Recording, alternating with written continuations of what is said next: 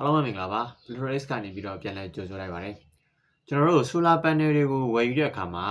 ကိုလိုချင်တဲ့ watt လောက်ကိုပဲပြောပြီးတော့ဝယ်ယူလို့မရပါဘူးအဲ့လိုဝယ်ယူတဲ့အခါမှာဘာဖြစ်နိုင်လဲဆိုတော့ကျွန်တော်တို့ solar panel တွေကို series ချိတ်ဆက်ပြီးတော့အသုံးပြုတဲ့အခါမှာ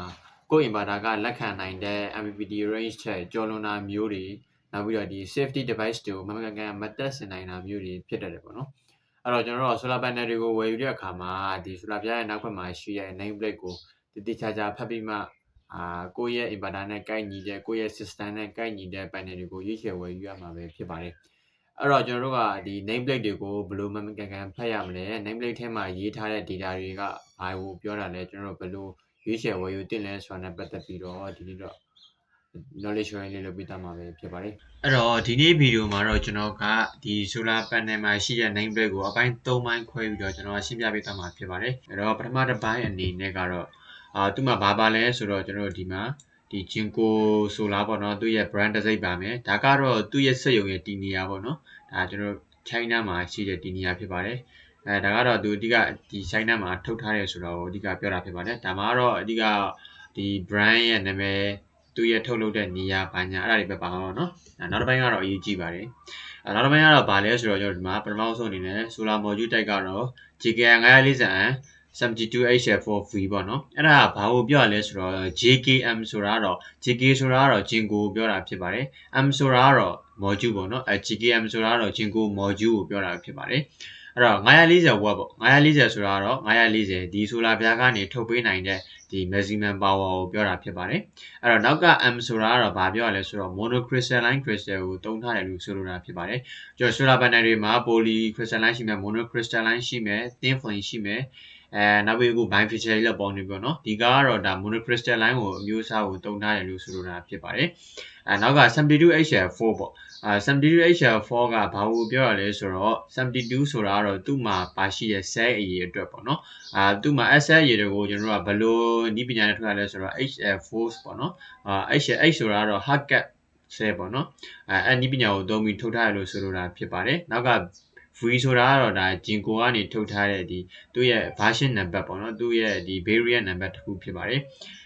နောက်တစ်ခုကျွန်တော်တို့ဒီမှာအဓိကသိရမှာကဒီမှာ maximum power ပေါ့နော် Pmax က940 watt ပေါ့ကျွန်တော်ဒီ solar panel ကနေပြီးတော့အများဆုံး940 watt ထုတ်ပေးနိုင်တယ်ပေါ့နော်နောက်တစ်ခုက power measurement toleranceဒီ solar panel က940ထုတ်ပေးတာမှန်တယ်ဒါပေမဲ့သူ့မှာကplus or minus 3% လောက်ပေါ့940 watt ရဲ့ plus or minus 3% လောက်တိုးလဲတိုးနိုင်တယ်ရောလဲရောနိုင်တယ်ပေါ့နော်အဲ့လိုမျိုးဆိုလိုတာဖြစ်ပါတယ်နောက်တစ်ခုကတော့ maximum power voltage VMP ပေါ့နော် VMP ဆိုတာကကျွန်တော်တို့ကဒီ solar panel တစ်ချက်ကနေပြီးတော့ကျွန်တော်တို့လှုပ်ဆွဲသုံးလိုက်တဲ့အချိန်မှာအများဆုံးထုတ်ပေးနိုင်တဲ့ voltage ပေါ့နော်ကျွန်တော်လှုပ်ဆွဲသုံးတဲ့အချိန်မှာအများဆုံးထုတ်လုပ်ပေးနိုင်တဲ့ voltage ဖြစ်ပါတယ်အဲ့ဒါကိုကျွန်တော်တို့ VMP လို့ခေါ်တာဖြစ်ပါတယ်ဒီ solar ပြားရဲ့အများဆုံးလှုပ်ဆွဲသုံးတဲ့အချိန်မှာအများဆုံးထုတ်ပေးနိုင်တဲ့ VMP ကတော့40.9 ဆိုပြီးတော့တွေ့ရမှာဖြစ်ပါတယ်နောက်တစ်ခုကတော့ maximum power current ပေါ့နော် IMP ပေါ့အဲ့ဒါ IMP ဆိုတာကဘာလို့ဆိုရဲဆိုတော့ခုနကလိုပဲကျွန်တော်လှုပ်ဆွဲသုံးတဲ့အချိန်ဒီမှာဒီ solar ပြားကနေပြီးတော့အများဆုံးထုတ်လုပ်ပေးနိုင်တဲ့ current ဖြစ်ပါတယ်အဲ့ဒါကိုကျွန်တော်တို့က IMP လို့ခေါ်ဆိုတာဖြစ်ပါတယ်ဒီ solar ပြားမှာတော့ကျွန်တော်တို့ 13.2 ampere ကိုတွေ့ရမှာဖြစ်ပါတယ်အဲ့တော့ကျွန်တော်တို့ကဒီ VMP နဲ့ IMP နဲ့ကိုမြောက်ရင်တော့ကျွန်တော်တို့ခုနက maximum power ဆိုတဲ့ Pmax ကိုရရှိမှာပဲဖြစ်ပါတယ်ဒါကလှုပ်ဆွဲသုံးတဲ့အချိန်ဒီမှာ solar ပြားကနေထုတ်ပေးနိုင်တဲ့အများဆုံး power ဖြစ်ပါတယ်နောက်တစ်ခုကတော့ open circuit voltage VOC ပေါ့နော် VOC ကအရင်ရေးကြည့်ပါတယ်ကျွန်တော်တို့ဒီ solar ပြားတစ်ချက်ကနေကျွန်တော်တို့ဒီ solar ပြားကို series ချိတ်ဆက်ပြီးတော့ဒီ string တွေနဲ့ MPPT inverter ကိုဝင်မယ်ဆိုလို့ရှိရင်ကျွန်တော်ဒီ VOC ကိုအဓိကထားပြီးတော့တွက်ရတယ်ပေါ့နော်အဲ့တော့ VOC ဆိုတာကတော့ကျွန်တော်တို့ကဒီload ဘာမှမသုံးရသေးတဲ့အချိန်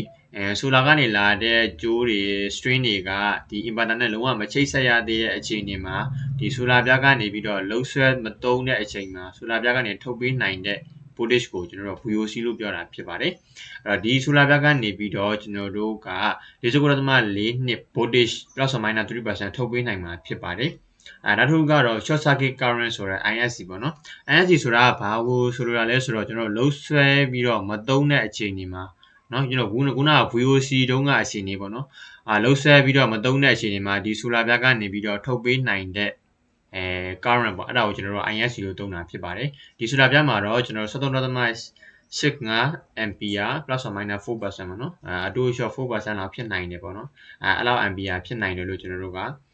ဆိုလိုတာဖြစ်ပါတယ်နောက်တစ်ခုကတော့ maximum system voltage ပေါ့နော်ကျွန်တော်တို့ကဒီ solar ပြားတွေကို series ချိတ်ဆက်ပြီးအသုံးပြုရမယ်ဆိုလို့ရှိရင်အများဆုံး1500 volt DC လောက်အထိကျွန်တော်တို့ကချိတ်ဆက်ပြီးတော့သုံးလို့ရတယ်လို့ဆိုလိုတာဖြစ်ပါတယ်နောက်တစ်ခုကတော့ maximum series field rating ပေါ့နော်ကျွန်တော် solar ပြားတွေကိုကျွန်တော် series ချိတ်ဆက်ပြီးတော့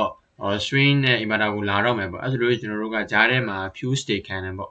အဲ့လို fuse ခံတဲ့အခြေအနေမှာကျွန်တော်တို့ကဒီ fuse တွေကိုအများဆုံး25 ampere fuse ကိုပဲအများဆုံးသုံးပေးရမယ်လို့ဆိုလိုတာဖြစ်ပါတယ်ဒီထက်နည်းတဲ့ fuse တွေကိုလည်းကျွန်တော်တို့ကကျွန်တော်တို့ရဲ့လိုအပ်ချက်နဲ့ကိုက်ညီတဲ့ fuse တွေကိုတွက်ချက်ပြီးတော့သုံးလို့ရတယ်ပေါ့နော်ဒါပေမဲ့25 ampere ထက်များတဲ့ fuse ကိုတော့သုံးဖို့သူက recommend မပေးဘူးပေါ့နော်အဲ့လိုပြောတာဖြစ်ပါတယ်နောက်တစ်ခုကတော့ operating temperature ပေါ့ operating temperature ကအနှုတ်40 degree Celsius ကနေပြီးတော့အပေါင်း85 degree Celsius လောက်အထိသူကအလုပ်လုပ်နိုင်တယ်ပေါ့နော်အပေါင်း85 degree Celsius ဆိုရင်ဒါကျွန်တော်တို့မြန်မာနိုင်ငံရဲ့လိုအပ်ချက်နဲ့လည်းကိုက်ညီလို့ပြောလို့ရတယ်ပေါ့နော်ဒါဆိုကျွန်တော်တို့မြန်မာနိုင်ငံတော်လေးပူတဲ့နိုင်ငံထဲပါတယ်ပေါ့နော်နောက်တစ်ခုကတော့ကျွန်တော်တို့ production class ဖြစ်ပါတယ် production class ကတော့ဒီမှာ class 2ဆိုပြီးတွေ့ရမှာဖြစ်ပါတယ် production class တွေမှာကျွန်တော်တို့က class 1 class 2 class 3ဆိုပြီးတော့ကျွန်တော်တို့3မျိုးရှိပါတယ်အဲ့ထက်မှာ class 2ဆိုတာကဘာကိုဆိုတာလဲဆိုတော့ကျွန်တော်ဒီ ground ချထားတဲ့အခြေအနေမှာမှကျွန်တော်တို့အပေါ်ကနေပြီးတော့ insulation တစ်ထပ်ထပ်ပြီးတော့အုပ်ထားတယ်ပေါ့နော်insulation ဆိုတာကျွန်တော် plastic လိုမျိုး rubber လိုမျိုး insulation တစ်ခါထပ်ပြီးတော့အုပ်ထားတယ်ဆိုတဲ့အခြေအနေပေါ့နော်အဲ့ဒါကိုကျွန်တော်တို့က class 2 equipment လို့သုံးတာဖြစ်ပါတယ်ဒီ ground ချထားပြီးတော့မှအပြင်က insulation layer တစ်ထပ်ပေါ့နော်အဲ့လိုတစ်ထပ်ပါတဲ့ဟာကိုကျွန်တော်တို့က class 2 equipment လို့သုံးတာဖြစ်ပါတယ်နောက်တစ်ခုကတော့ကျွန်တော် fire class ပေါ့ fire class ကတော့ class C ကိုတွေ့ရမှာဖြစ်ပါတယ် fire class မှာလည်းအဲ့လိုပဲเนาะအဲ့တော့ A B C D K ဆိုပြီးတော့ရှိရပါเนาะC ကဘာကိုဆိုတာလဲဆိုတော့သူကဒီ electrical နဲ့ပတ်သက်ပြီးတော့ဖြစ်တဲ့ဒီ fire case တွေပေါ့နော်အဲ့လိုမျိုးကိုကျွန်တော်တို့ကဒီ fire class C ဆိုပြီးတော့သုံးတာဖြစ်ပါတယ်အဲ့လိုမျိုးကျွန်တော်တို့ fire class C နဲ့ဖြစ်ပေါ်လာပြီပေါ့နော် short ဖြစ်ပြီးမီးလောင်ပြီဆိုလို့ရှိရင်ကျွန်တော်တို့ကရေနဲ့ငိမ့်လို့မရဘူးပေါ့နော်ဒါကဘာလို့ဆိုတော့ class D အမျိုးအစားထက်ပါလို့ရေနဲ့ငိမ့်လို့မရဘူးသူ့ကိုငိမ့်မယ်ဆိုလို့ရှိရင်ကျွန်တော်တို့ CO2 လို့လိုမျိုးပေါ့နော်အဲ့လိုမျိုး gas တွေနောက် chemical တွေသုံးပြီးတော့ပဲငိမ့်လို့ရမယ်လို့ဆိုလိုတာဖြစ်ပါတယ်နောက်တစ်ခုကတော့ဒီ solar ပြားရဲ့အလေးချိန်ပေါ့နော်အလေးချိန်ကတော့ 27.9 kg သူလေးတယ်ပေါ့နော်နောက်တစ်ခုကတော့ dimension ကတော့ကျွန်တော်တို့ solar ပြားရဲ့အလျာအနံအမြင့်ကိုပြောတာဖြစ်ပါတယ်အမြင့်လိုပဲသုံးမလားဒုလိုပဲသုံးမလားဒုပဲပေါ့နော်နောက်တစ်ခုကတော့ကျွန်တော်တို့က STC ပေါ့နော်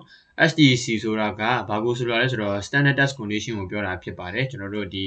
lab can ထဲမှာဒီ solar ပြားကိုစမ်းသပ်ပြီးထုတ်ထားတဲ့ standard အခြေအနေကိုပြောတာဖြစ်ပါတယ်အဲ့ဆိုရင်ဒီမှာကျွန်တော်တို့ 1000 watt per meter square ကိုတွေ့ရမှာဖြစ်ပါတယ်နောက်တစ်ခုကတော့ AM 1.5 ပေါ့နော်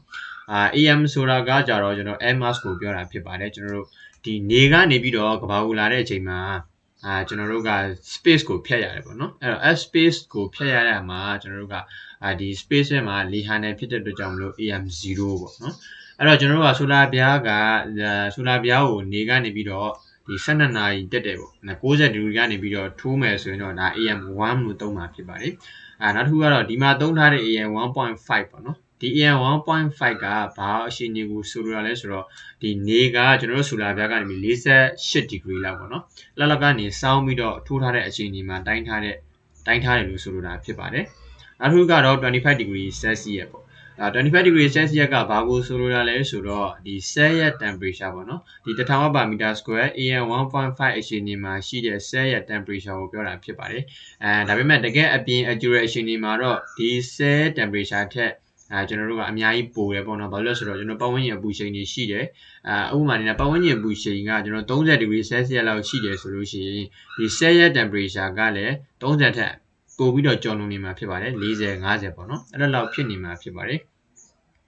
အဲ့တော့ဒီ STC ဆိုတာကတော့အဲ့ဒီအခြေအနေကိုဒီ solar ပြားထုတ်ထားတဲ့ standard အခြေအနေကိုပြောတာဖြစ်ပါတယ်နောက်တစ်ခုကတော့ဒီအပေါ်မှာတွေ့ရမှာပေါ့နော်ဒါကတော့ TUV Rayonlink ဒါကတော့ဂျာမနီခြေဆိုင် organization တခုပေါ့နော